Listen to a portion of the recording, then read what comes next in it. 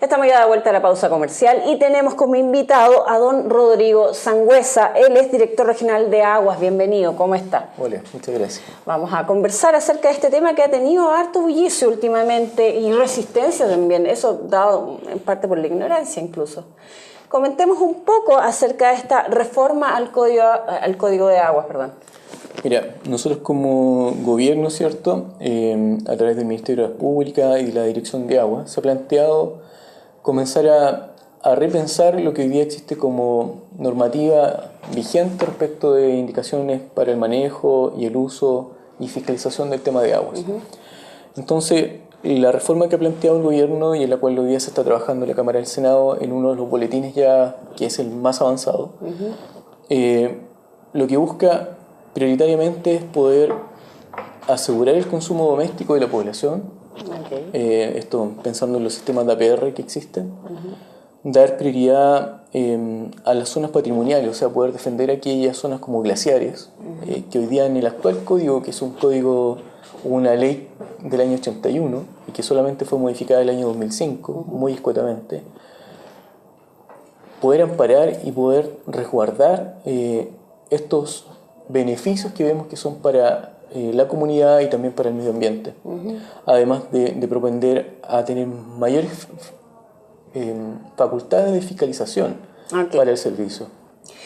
En ese contexto, ustedes dicen que ya, bueno, esta reforma ya se implementó, ¿cierto? Lleva un tiempo y todo. ¿Cómo van las fiscalizaciones a la reforma? ¿Cómo es el comportamiento de la comunidad con respecto a este tema? Mira, la verdad de las cosas es que desde el mundo agrícola, ¿cierto? Hay cierta resistencia respecto de la reforma del código. Lo que uno oye, tanto de los agricultores como en la prensa, ¿cierto? Claro. Y los carteles que también se ven en carretera, es que se siente que a través de esta reforma el Estado va a expropiar, va a caducar derechos de aprovechamiento. Y la verdad es que la mirada del gobierno no es esta. La reforma lo que plantea es que si usted tiene un derecho de aprovechamiento entregado vía administrativa o vía merced, porque el código del año 81, anterior a eso existía otro tipo de normativa, usted puede seguir utilizando su agua y usted no va a perder las condiciones para que usted lo pueda vender, arrendar, ceder inclusive. Lo que se está pensando es que aquellos derechos que no están siendo utilizados, entonces usted tiene que pagar una patente por no uso, cuestión que viene operando desde el año 2005 en adelante, con la última reforma que se hizo. A ver, mucha gente ligada al mundo de la agricultura, también algunos medios que no han sido muy aportativos en ese contexto, hablan de quitar los derechos de aprovechamiento, y es ahí donde ustedes topan o donde está, ¿cierto?, esta resistencia declarada de alguna forma, como usted bien plantea en la carretera, a lo largo de la carretera. Así hay algunos letreros claro, algunos carteles que realmente son, bueno, bastante claros, no están de acuerdo con esto. Ustedes hablan de que pasado cierta cantidad de uso, ¿cierto? Y tienen que pagar, ¿cierto?, por ese uso de agua. Sí. Comentemos un poco eso, porque la gente tiene definitivamente un tema y un mal encuentro con ustedes. Sí, a ver, desde el año 2005, que es cuando se modifica el actual código, esa fue la primera modificación que se hizo, se planteó que aquel que tenga un derecho de aprovechamiento y no lo está usando, entonces tiene que pagar una patente por no usar esa agua. Y es una patente que tiene un valor asociado al caudal, pero tiene un rango de aplicación, y ese rango de aplicación es para, por ejemplo, los derechos de tipo consultivos, que son aquellos utilizados principalmente para la agricultura o para la industria. Sobre 50 litros por segundo usted tiene que pagar una patente. Sobre 50 litros. 50 litros por segundo, por ejemplo, una medida para regar 50 hectáreas. Entonces, o sea, no dice relación con la prioridad que tiene la reforma, ¿cierto? Que tiene que ver con la protección, con el consumo, con la parte jurídica. No, lo que nosotros estamos planteando con la reforma, en definitiva, es si usted no está usando el agua, tiene la siguiente alternativa, es pagar una patente por no usar su agua, sobre este rango, ¿cierto?, de 50 litros. Que no es el rango de consumo humano. Que no es el rango de consumo humano, por un lado, y tampoco el de los pequeños agricultores. O sea, un agricultor hoy día en la región, pequeño, mediano, tienen captaciones que son inferiores a 50 litros por segundo. ¿Cuántas como lo usual? Lo usual, mira, hay dotaciones de riego que son de 1 litro por segundo por hectárea. Son valores referenciales, ¿cierto?, que los maneja CNR o el INDAP. Y con riego tecnificado la verdad es que las tasas son bastante menores. Ok, estamos hablando de algo más industrial entonces. Claro. Entonces uno pudiese pensar, bueno, ¿quién debiese estar preocupado? Bueno, debiese estar preocupado aquel usuario o agricultor que tenga captaciones de aguas subterráneas, por ejemplo, cuyas bombas instaladas no le permitan sacar el 100% de su derecho. Ok. Esos podrían estar hoy día preocupados, pero aún así todo, la reforma no plantea quitarle su agua. Lo que plantea es, bueno, si usted no la está usando, cédala, renuncie o pague la patente. Ok, hay alternativas, no es tan tajante, ¿cierto? No es tajante. No es tanto. No. ¿Y cómo se hace el trabajo con la comunidad? ¿Cómo ustedes ponen este tema en discusión para que la gente termine de resistir, ¿cierto? Sí, termine un poco con este mito de alguna forma que se ha tejido en torno a la reforma? Dentro del proceso de revisión de la reforma hay una etapa que es en la Cámara de Diputados, ¿cierto? Donde está la Comisión de Recursos Hídricos y en la cual hubo instancias en las que participaron organizaciones no gubernamentales, regantes, APR, ¿cierto? Y que manifestaron, ¿cierto?, cuáles eran sus aprehensiones respecto a la reforma. Y hoy día en el Senado también se ha escuchado y se han tomado en cuenta las observaciones que los regantes y en general los usuarios del agua están haciendo. Cuando hablamos de usuarios hablamos desde la hidroeléctrica, la minería, la industria, los agricultores, la sanitaria y también el propio consumo que uno eventualmente pudiese hacer en su propiedad. ¿Por qué es tan importante esta reforma?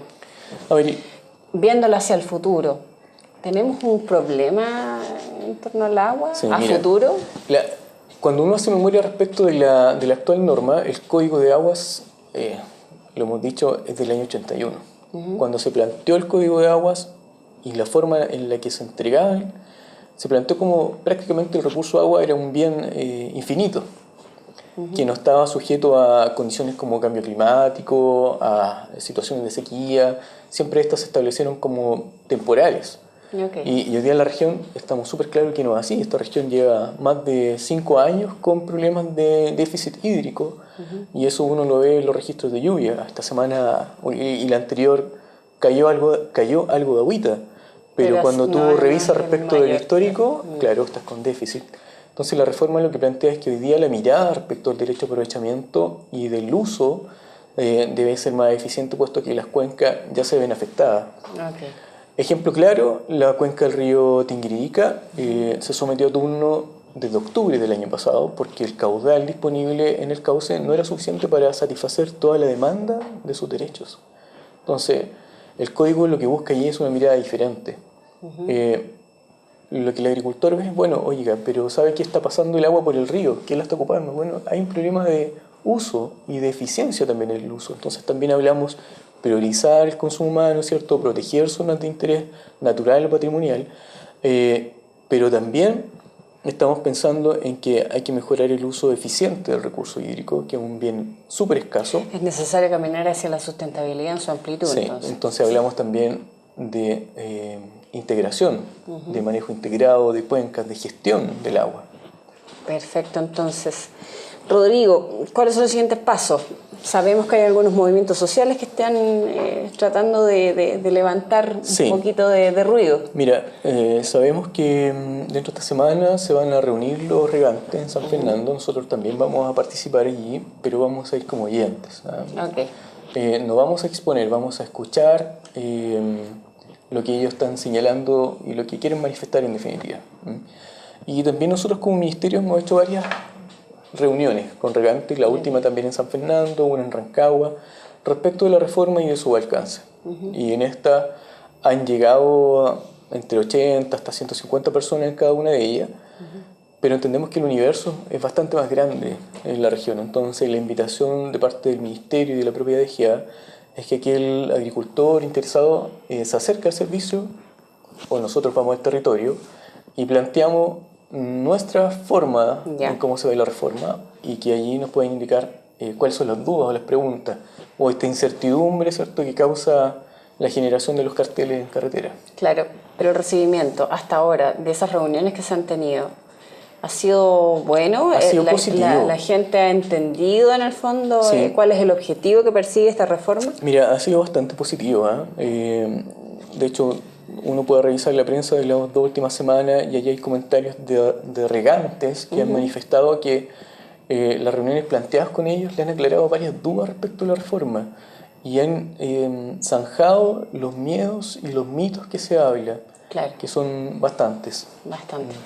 Perfecto, entonces Rodrigo Sangüesa, director regional de Aguas, nos quedó bastante claro la situación de la reforma al Código de Aguas, los pasos a seguir. Además, hay que desmitificar un poco esto porque ha tenido ciertas repercusiones y que lamentablemente eso no ayudan a lo que todos queremos llegar, que es hacer un país sustentable. Sí, mira, nosotros creemos que la reforma va a potenciar el mundo agrícola en la región.